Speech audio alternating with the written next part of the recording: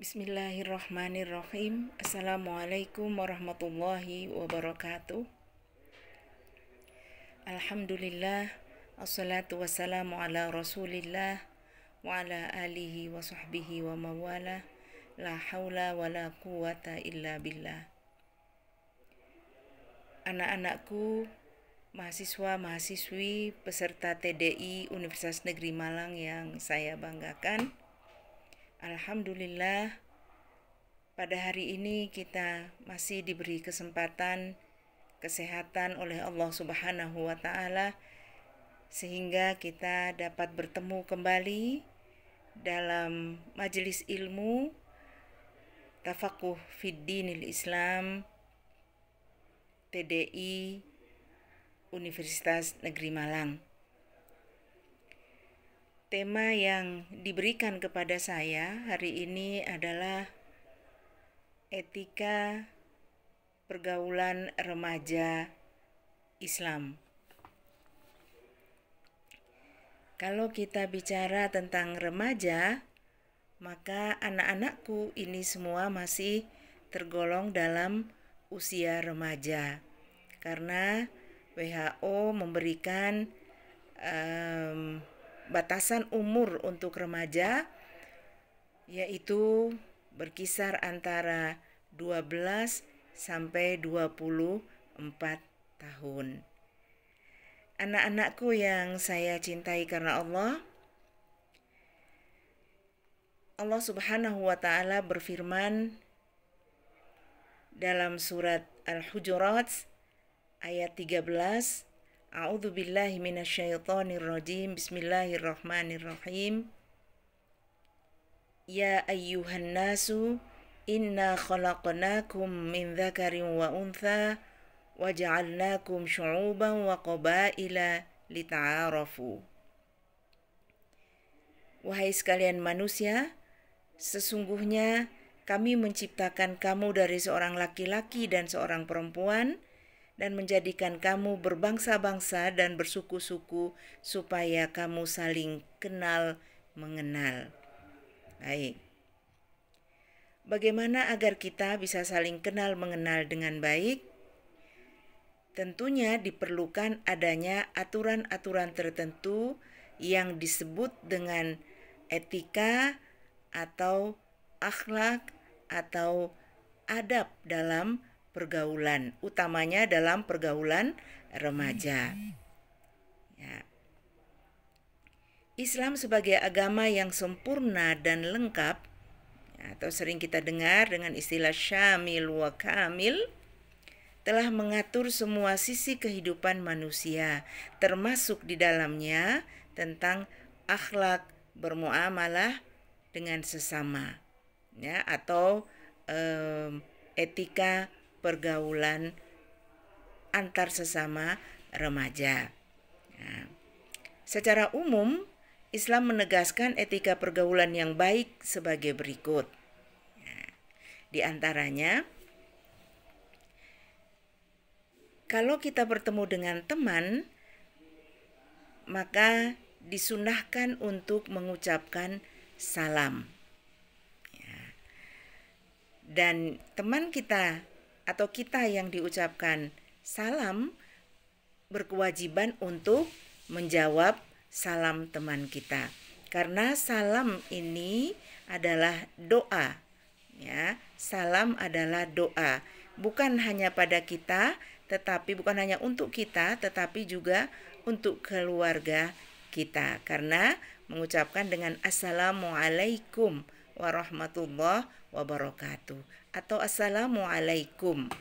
Nah, ini kita didoakan dan keluarga kita yang di rumah juga didoakan. Maka secara akhlaknya dan secara hukum kita diwajibkan untuk menjawab salam dengan yang lebih lengkap atau yang semisalnya. Ya. Kemudian yang kedua, bersalaman.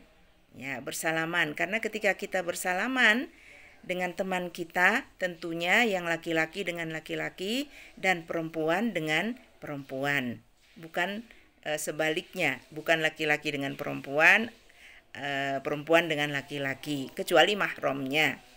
Nah, ketika kita bersalaman dengan teman kita yang perempuan dengan perempuan, laki-laki dengan laki-laki, maka saat itu juga dosa-dosa antara kita itu berguguran, berjatuhan, hingga tangan kita lepaskan dari tangan teman kita. Baik. Kemudian akhlak juga di dalam bermuamalah atau bergaul dengan teman kita, yaitu berbicara dengan kata-kata yang sopan. Nah, berbicara dengan kata-kata yang sopan ini kadang-kadang terutama di kalangan mahasiswa itu menganggap bahwa ada kata-kata yang menurut orang umum itu tidak layak didengar, tetapi menurut mahasiswa itu panggilan yang akrab, yang menunjukkan keakraban dengan temannya. Ya, saya tidak memberi contoh, tetapi seringkali mendengar. Nah, kemudian ketika mencoba untuk menegur, jawabannya adalah ini menunjukkan keakraban Bu gitu. Tetapi keakraban itu juga ada kesepakatan umum. Kita mengikuti kesepakatan umum saja, memanggil dengan nama yang diberikan oleh orang tua. Karena nanti di padang mahsyar kita akan dipanggil oleh Allah dengan nama sebagaimana yang diberikan oleh orang tua kita. Nah, kemudian bersikap santun. Nah, kemudian menghormati yang lebih tua dan menyayangi yang lebih kecil. Tentu kalau di kampus ketika kita bergaul dengan teman-teman, itu ada kakak kelas, ada yang adik kelas, ada yang juga teman satu angkatan. Nah, di dalam pergaulan kita tentunya kita akan harus menghargai kakak-kakak kita dan menyayangi adik-adik kelas kita. Kemudian di antara akhlak pergaulan sesama remaja adalah menghormati harkat, martabat, dan harta teman kita. Maksudnya bagaimana?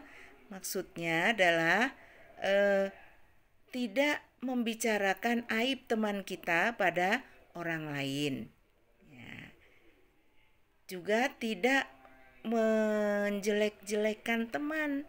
Gitu ya. Kadang-kadang kita mungkin marah pada teman kita sehingga kita tidak menyampaikan di depannya, tetapi kita membicarakannya pada teman yang lain di belakang dia. Tentu ini tidak termasuk akhlak yang baik di dalam berteman, karena ini menggibah, ya, menggibah, dan ini sangat dilarang dalam ajaran agama kita Islam.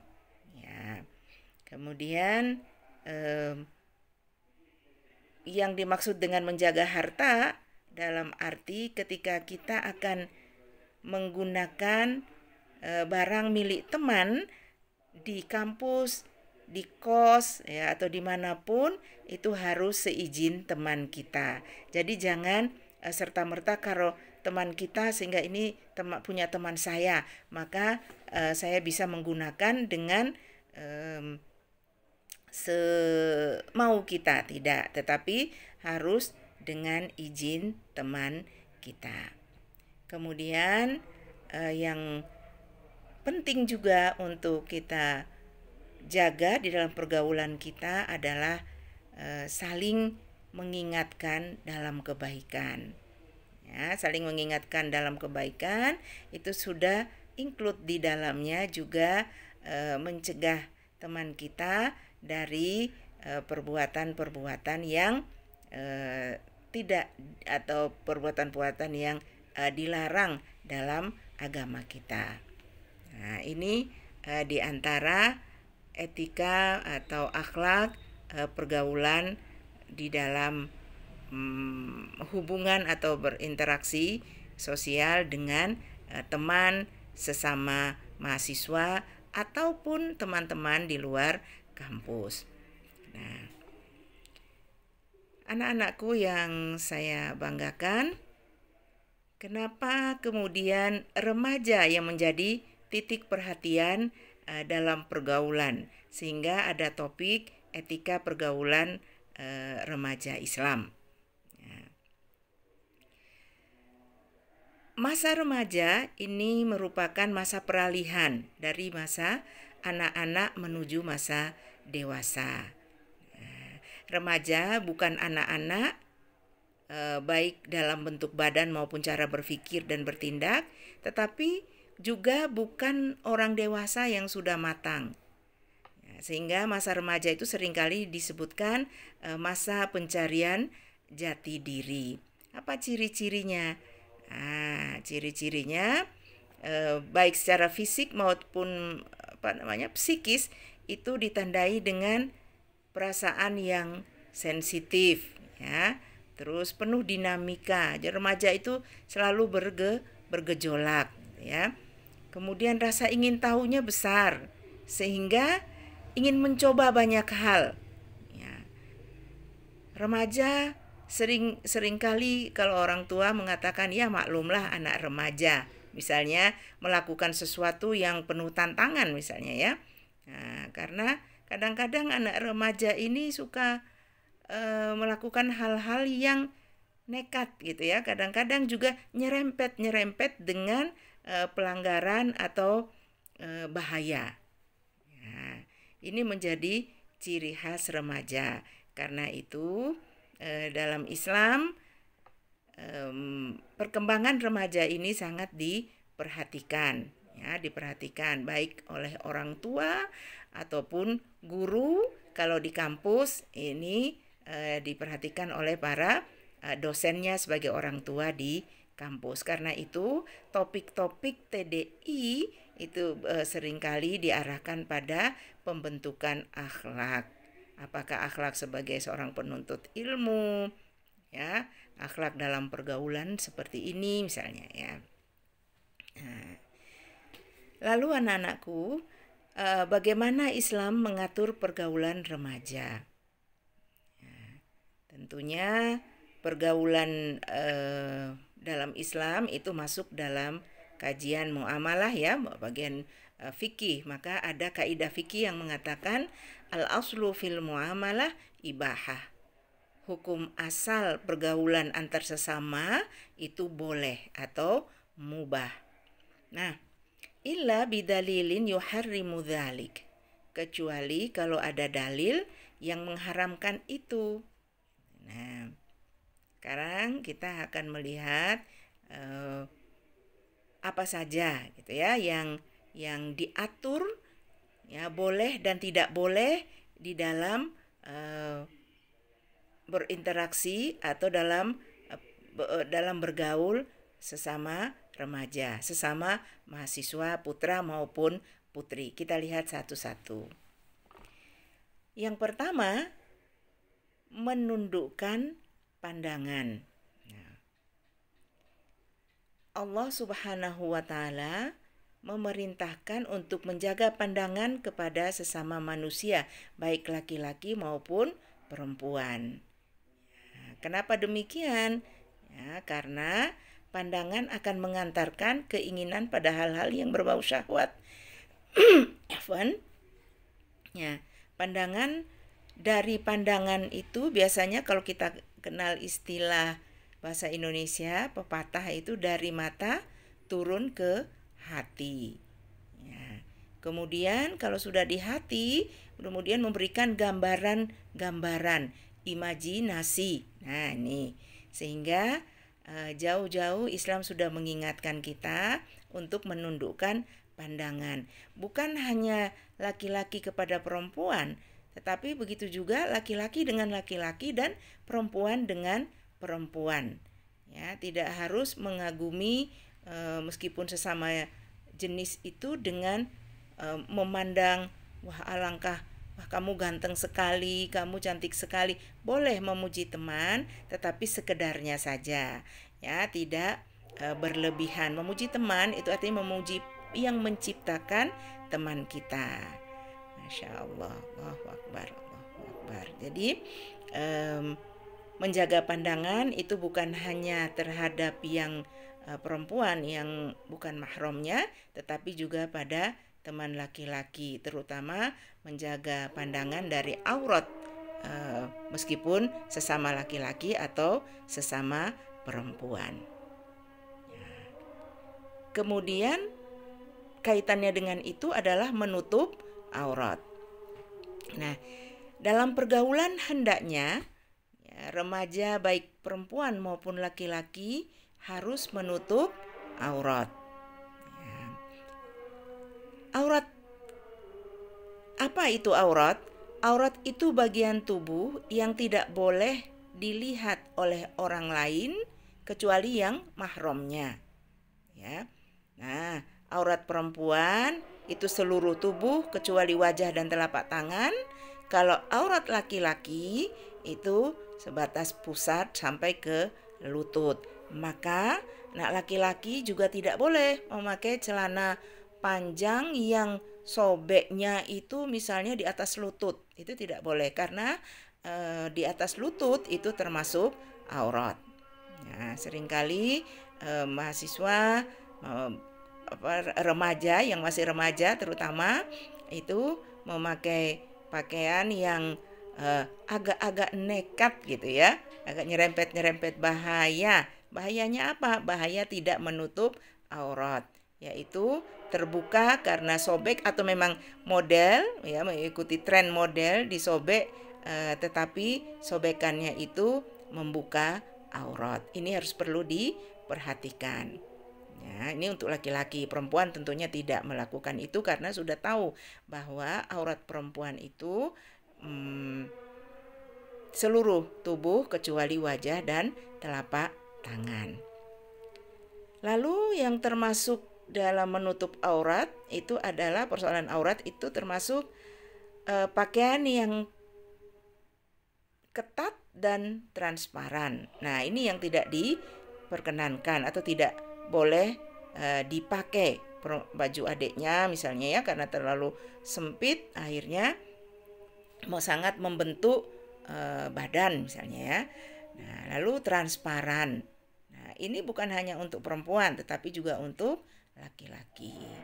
Yang laki-laki juga tidak boleh memakai baju yang celana yang terlalu ketat gitu misalnya, sehingga membuat yang melihat itu akan merasa terganggu ya, apalagi kalau diganggu oleh setan kemudian tidak menjaga pandangan tapi kemudian ingin melihat lagi misalnya. Nah, ini sudah mengundang ya, ini sudah mengundang dosa. Ya. Baik, mahasiswa, anak-anakku sekalian yang saya banggakan. Kemudian yang ketiga, akhlak dalam pergaulan. Nah, ini terutama yang berlawanan jenis ya, adalah tidak berkhalwat. Nah, tidak berkhalwat.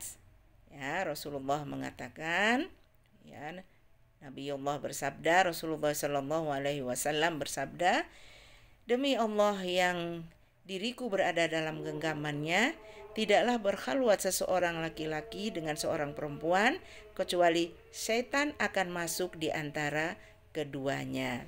Ya. Nah, ini larangan berkhalwat. Apa itu berkhalwat? Berkhalwat itu bersepi-sepi, maksudnya khalwah itu kosong ya, sepi. Nah, yang dimaksud dengan berkhalwat dalam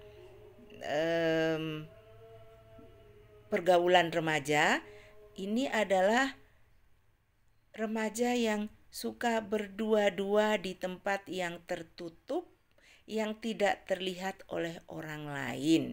Nah, ini haram hukumnya ya. Jadi tidak boleh berdua-dua di tempat tertutup dan tidak bisa dilihat oleh orang lain, atau di tempat yang terbuka tetapi di sana tidak ada orang lain. Misalnya pergi ke tempat wisata misalnya ya, di tempat wisata yang sepi gitu ya. Di tempat wisata itu kan terbuka, tetapi di sana sepi, nggak ada orang lain. Ya, maka itu orang ketiganya adalah setan. Kenapa demikian? Kenapa itu dilarang? Karena ketika hanya berdua saja di tempat yang sepi, kemudian setan tentu akan aktif dan menggoda keduanya untuk tidak sekedar berdua saja, tetapi juga kemudian bisa melakukan hal-hal yang tidak diperkenankan dalam ajaran agama Islam. Ya.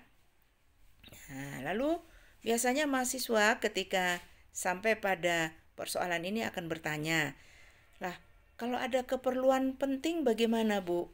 Biasanya begitu pertanyaan yang muncul. Nah, misalnya kerja kelompok ya, kelompoknya kebetulan hanya 2 orang dan satu laki-laki satu perempuan.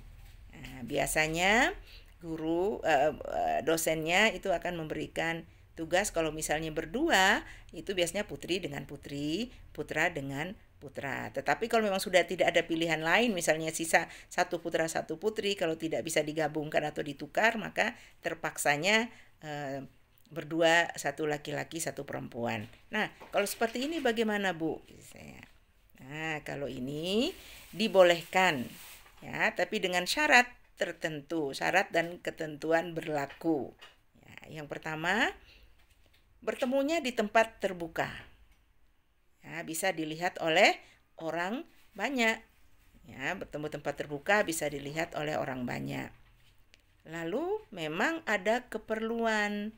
Nah, keperluannya ya maslahah untuk kebaikan.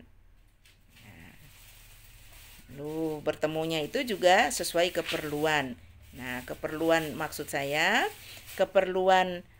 sesuai keperluan itu adalah ya cukup sebatas keperluan itu saja. Kalau sudah selesai mengerjakan tugas, sudah selesai berdiskusi, sudah kemudian saling berpamitan untuk pulang ke tempat masing-masing. Jadi tidak kemudian melanjutkan dengan kegiatan lain. Ya. Dan syaratnya yang terakhir adalah tetap menjaga protokol kesehatan fisik maupun mental. Artinya tidak kemudian membuka peluang untuk timbulnya niat-niat yang lain. Ya, itu kaitannya dengan khalwat yang dilarang dalam pergaulan. Kemudian yang keempat, tidak berikhtilat ya, atau bercampur baur ya. Berbeda dengan khalwat yang sifatnya menyendiri tadi. Kalau ikhtilat ini terjadinya secara kolektif dan bersama ya. Laki-laki dan perempuan dalam jumlah ya, mahasiswa dan mahasiswi misalnya dalam jumlah yang besar atau lebih dari 2 orang berbaur dalam suatu keadaan tapi tanpa dipisahkan dengan jarak. Nah, ini tidak dibolehkan ya. Kalau di kelas biasanya kalau kita offline itu duduknya dipisah. Ya, putra sebelah kanan, putri sebelah kiri, atau putra, kalau saya biasanya putra depan semua, putri di belakang semua, sehingga kalau putra yang di belakang, putri yang di depan itu juga bisa menimbulkan persoalan. Ya, jadi yang putra yang di depan, yang putri yang di belakang. Ya, diusahakan sedemikian rupa. Ya, untuk dipisah, kecuali memang benar-benar dalam keadaan darurat ya. Kalau sudah darurat lain lagi persoalannya ya, jadi ya, berkhalwat tidak boleh, berikhtilat juga tidak boleh.